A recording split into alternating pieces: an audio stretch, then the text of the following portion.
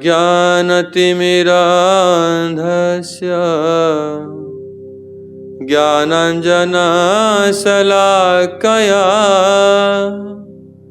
चक्षुरुन्मीलितं येन तस्मै श्रीगुरवे नमः। गुरवे गौरचन्द्राय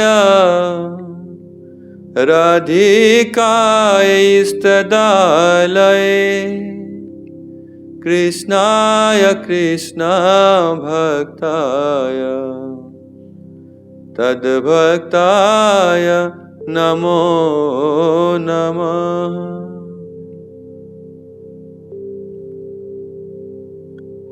श्रीमद् भगवद गीता के उपदेश की श्रृंखला में हम लोग आज श्रवण करेंगे कि कर्म क्या है। भगवान श्री कृष्ण ये कर्म के उपदेश दे रहे हैं। कह रहे हैं कि हे अर्जुन, कि जो भी कर्म करो वो भगवत प्रीति के हेतु कर्म करो, अर्थात भगवान की प्रीति के लिए ही कर्म करना चाहिए। भगवान स्वयं उनके लिए ही कर्म करने की उपदेश दे रहे हैं। क्यों? जगत जीवों के कल्याण के लिए। भगवत गीता में भगवान कहते हैं, न मे पार्थस्त्रि कर्तव्यम त्रिषु लोकेषु किंचन नावाप्तम अवाप्तव्यम वर्त एव च कर्मणि। भगवान कहते हैं कि ये जगत में मुझे कोई भी कर्म करने की आवश्यकता नहीं है, लेकिन जगत जीवों के कल्याण के लिए ही सिर्फ भगवान कर्म करते हैं और कर्म के उपदेश भी दे रहे हैं, तो हमारे कल्याण के लिए। इसलिए भगवान की जो लीला है, जैसे जन्म कर्म च मे दिव्यम, उनके कर्म दिव्य हैं।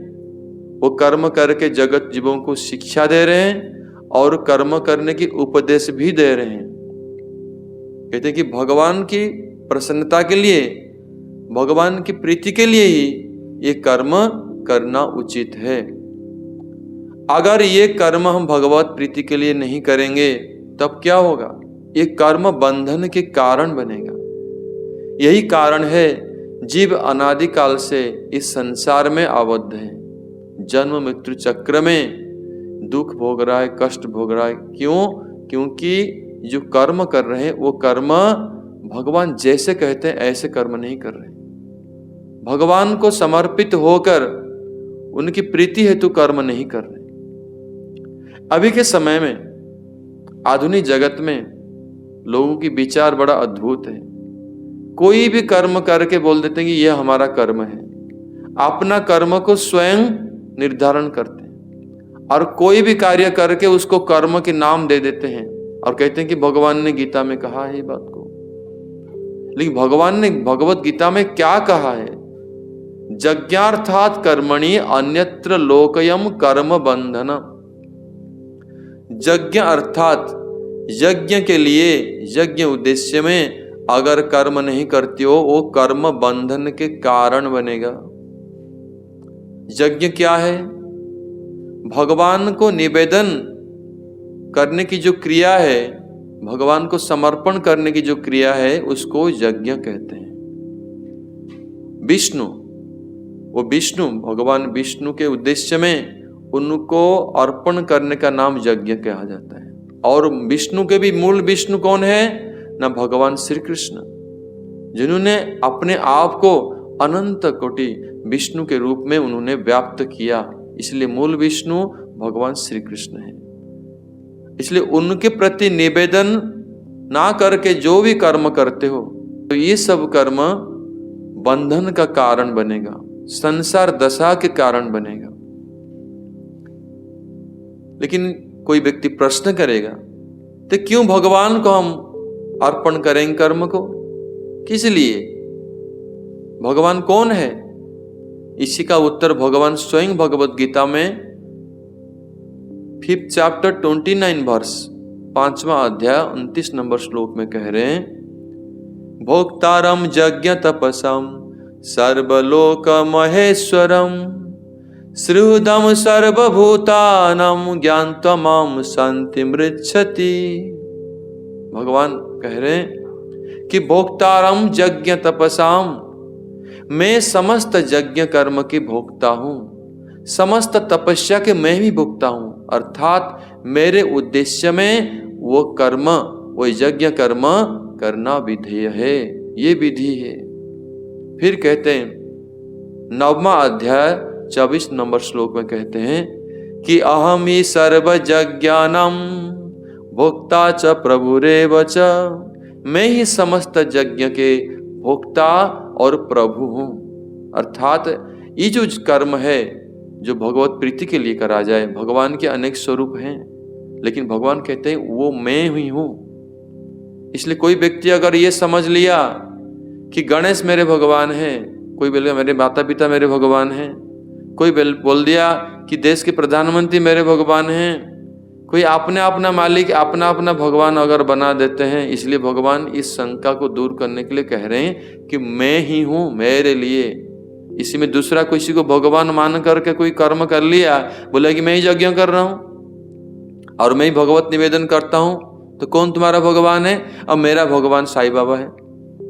तो इसलिए इस शंका को समाधान करने के लिए भगवान स्वयं कह रहे हैं कि मैं ही हूं, अहम ही सर्व यज्ञानं भोक्ता च प्रभुरेव च, मेरे उद्देश्य में ही ये यज्ञ कर्म होना चाहिए, अर्थात जो कर्म कर रहे हो वो मेरे प्रीति के लिए मुझ में अर्पण करके ये कर्म करो। भगवान इसको स्पष्ट रूप में कह रहे हैं। समस्त कर्म को जो भी कुछ कर रहे हो वो मुझे समर्पण करो। 9वां अध्याय ये 27वां नंबर श्लोक में भगवान कह रहे हैं, जत करोषि जद अस्नासि जद जुहोषि ददासि जत जत तपस्यसि कौन्तेय तत्कुरुष्व मदर्पणम। भगवान ये कहते हैं कि मुझे क्या क्या चीज अर्पण करना चाहिए। जत करोषि, कोई भी कुछ कार्य कर रहे हो सब कुछ मुझे अर्पण करो। जद अस्नासि, कोई व्यक्ति कहेगा मैं तो कुछ कर्म करता हूँ, कार्य करता हूँ, उसको तो अर्पण करता हूँ, जो भोजन करता हूँ वो तो मेरे लिए है।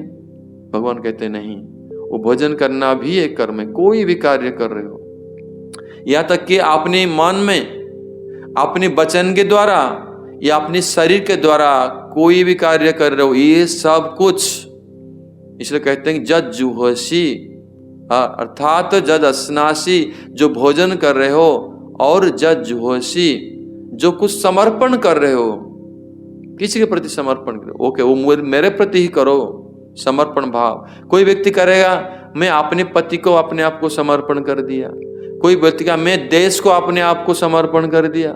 ये समर्पण जो कर रहे हो वो भी सिर्फ भगवान के लिए करना चाहिए।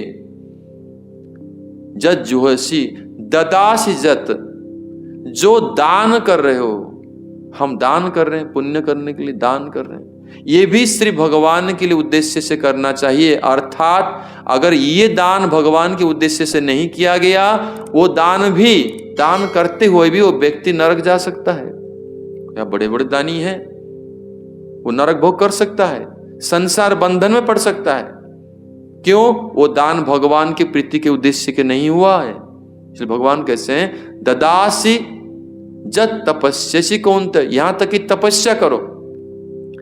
हम लोग बड़े बड़े तपस्याओं के नाम सुना है, हिरण्यकशिपु ने तपस्या किया था, लेकिन तपस्या के परिणाम स्वरूप उसको प्राप्त क्या हुआ? विनाश हुआ। रावण ने भी तपस्या किया था। इसलिए जो तपस्या अगर भगवान के प्रीति के उद्देश्य से किया जाता है, चाहे थोड़ा सा भी तपस्या कोई कर रहा है, सुबह उठ करके ठाकुर जी के दर्शन करना, यह भी बड़ा तपस्या है।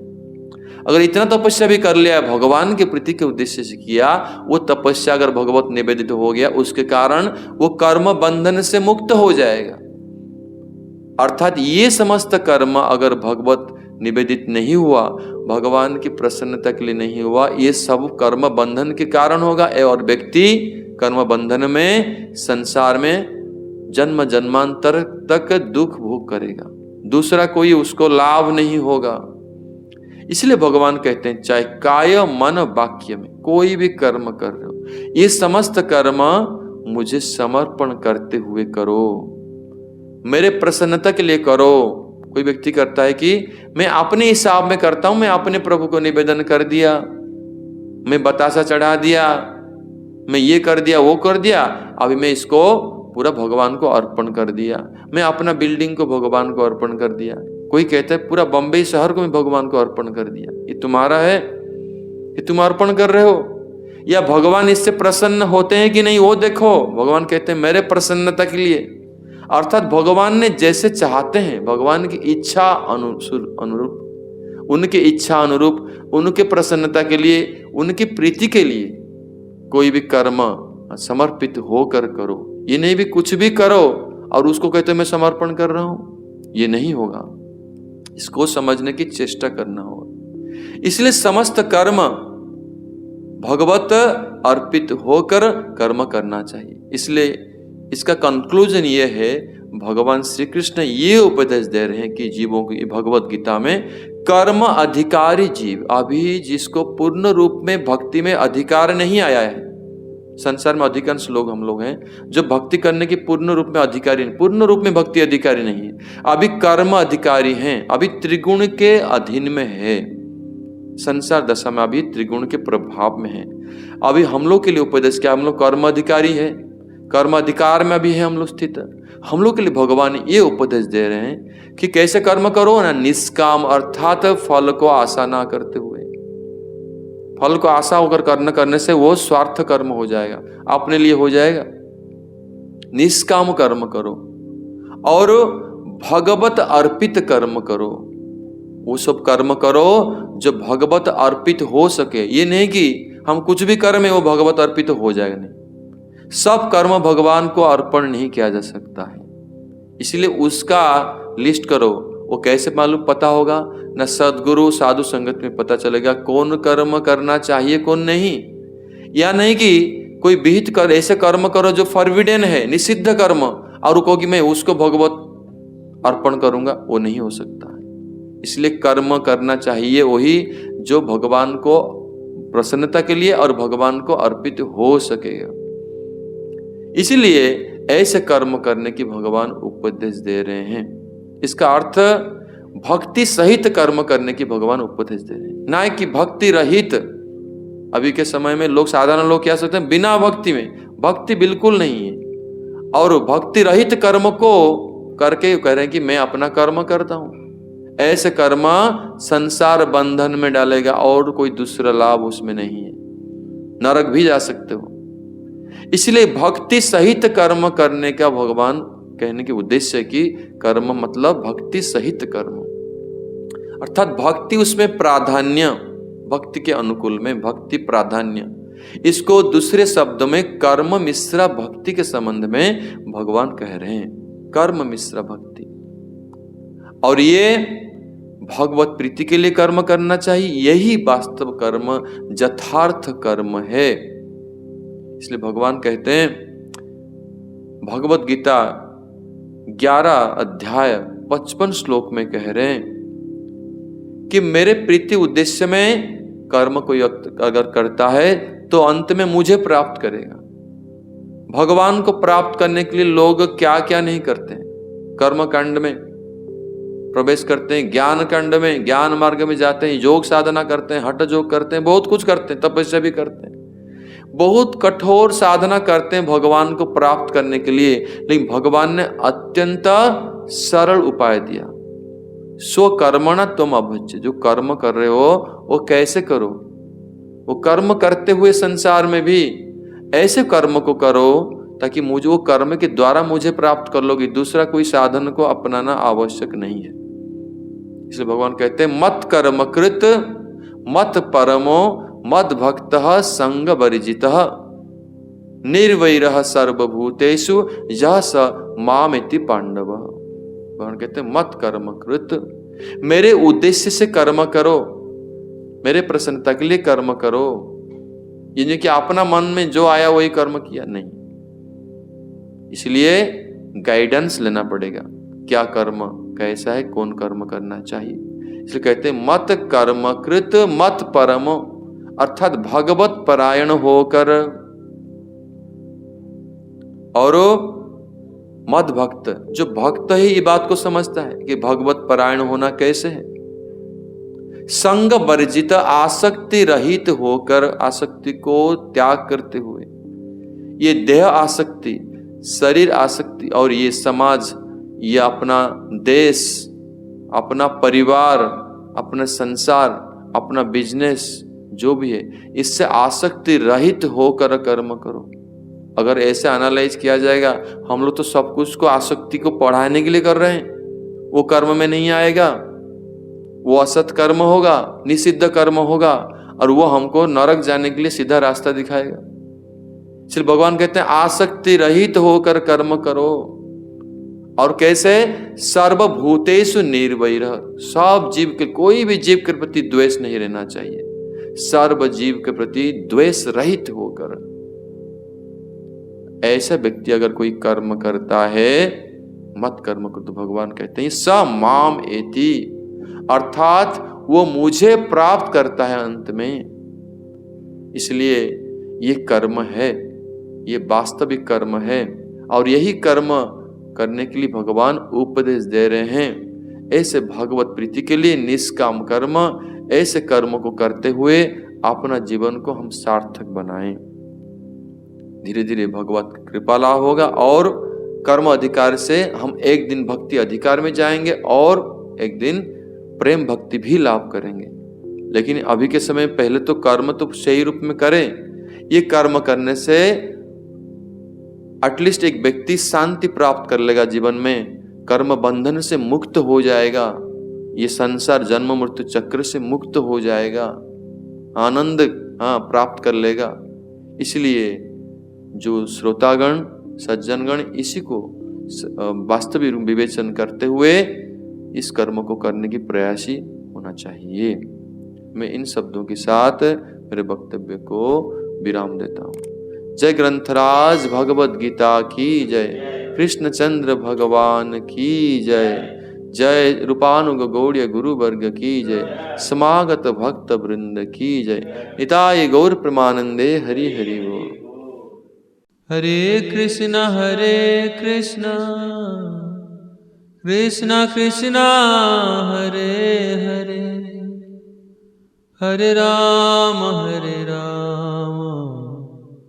राम राम हरे